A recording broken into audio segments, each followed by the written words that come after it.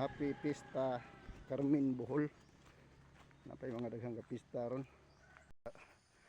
Kapistahan ni San Antonio Abad. Saint Anthony de Abot sa Ingles.